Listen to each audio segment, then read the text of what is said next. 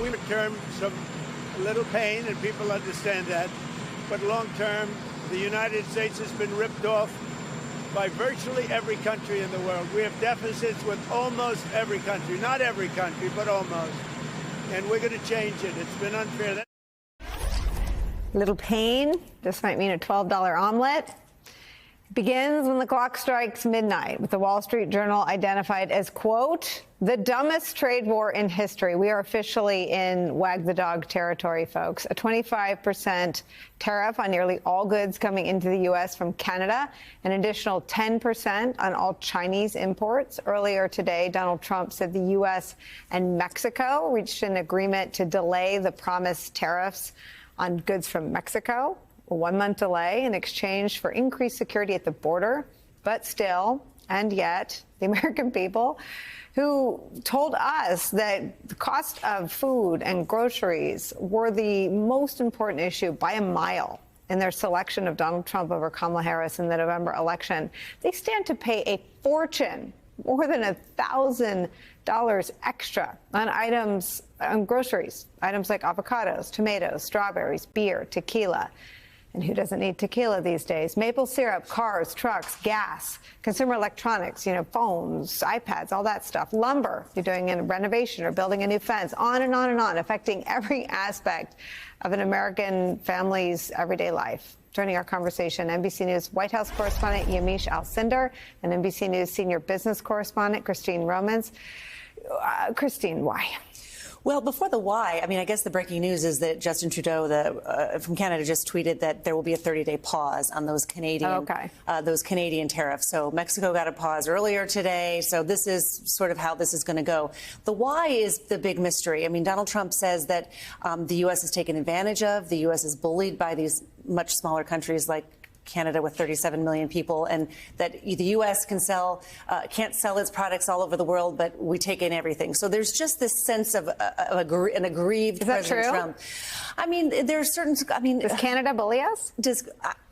Canada sells us a lot of stuff, and we sell Canada a lot of stuff. It's one of our closest trading partners. Mm-hmm. If you look, Trump is basically threatening a trade war with Canada, China, and Mexico, by far the three biggest countries that send us stuff. A lot of stuff, $1.2 trillion of stuff just in the 11 months, the first 11 months of last year. All of those things, if these tariffs go into effect, would cost more money. And we know that it is mostly its importers and its consumers who bear that cost. Yamiche, when Trump says a little pain, this is a guy who downplayed the impacts of COVID. When he's at a little pain, I wonder what they're really worried about.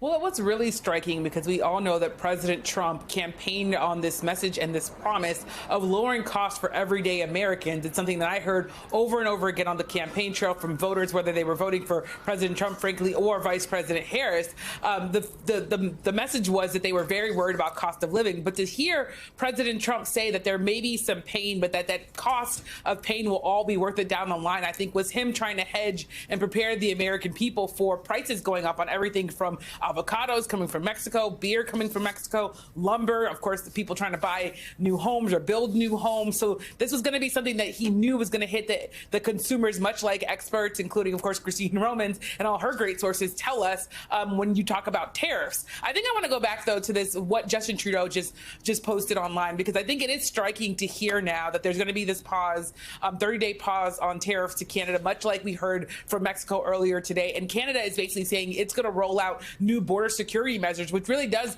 go to what President Trump said he wanted out of Canada. I want to read part of it. It says that Canada is making new commitments to appoint a fentanyl czar. They're going to also list cartels as terrorist groups, ensure 24-hour eyes on the border, launch a Canada-U.S. strike force to combat organized crime, fentanyl and money laundering. And they also said he signed a new intelligence directive on organized crime and fentanyl, and they'll be backing with $200 million. He also said he's going to be sending, or at least having, nearly 10,000 frontline personnel. It's not clear if those are going to be new troops, but we know in Mexico they're going to be sending an additional 10,000 Mexican National Guard troops to the border. So despite what people might have, and I know there were a lot of critics, of course, of this Trump tariffs that came out, there is now Mexico and Canada saying that they're going to, as a result of these tariffs and as a response to these tariffs and conversations with President Trump, they're going to be beefing up their border securities. Well, Yamiche, let me just put up how much fentanyl actually comes from the northern and southern border. At the southern border, 21,000 pounds of fentanyl. At the northern border, 43.43, which is bad, right? We don't want any fentanyl here. But let me just say, what the Trump narrative would have you believe is that the only way to have the nations of Mexico and Canada cooperate with the scourge of fentanyl is to threaten a globally disastrous trade war that damages the world's economies. Is there any contemplation that perhaps next time we'll have a meeting about dealing with fentanyl?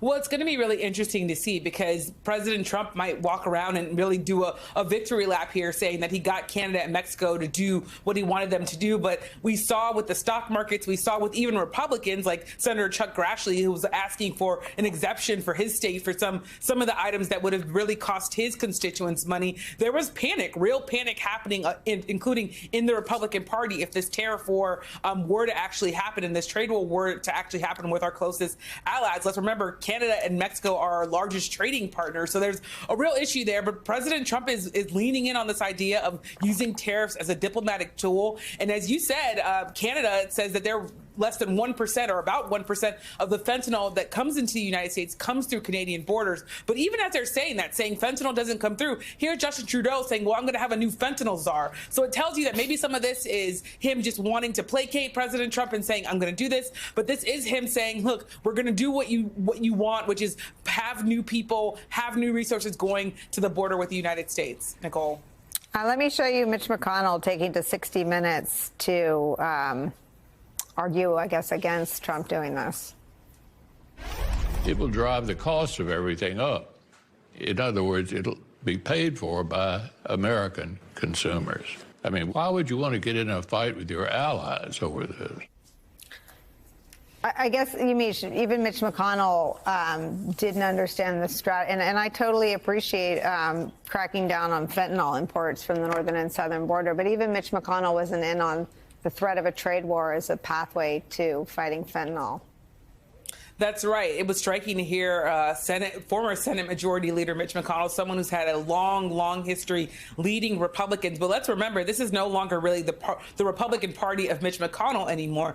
This is a Republican Party where Mitch McConnell is one of the only Republican, or one of 3 Republican senators who went out on a limb just to vote against Pete Hegseth. But that nomination still went through. So it tells you a little bit about, yes, Mitch McConnell still has a voice. He's still someone who, of course, has a legacy within the Republican Party. Arguably, you would say the Supreme Court couldn't have been this 6-3 majority without Mitch McConnell. But there is a sense that Mitch McConnell, the Trump White House and Trump himself is listening really to what Mitch McConnell says. But I think Chuck Grassley, one of the senators, asking for an exemption for his state, to me, it was an insight into the fact that Republicans were really worried that their constituents were going to wake up and have a lot more cost of living, and that they were going to go to the grocery store and see $15 for eggs and other things that were going to really make life harder for Americans. So I think this really, in some ways, underscores that people were very worried about the prices going up in this country, Nicole.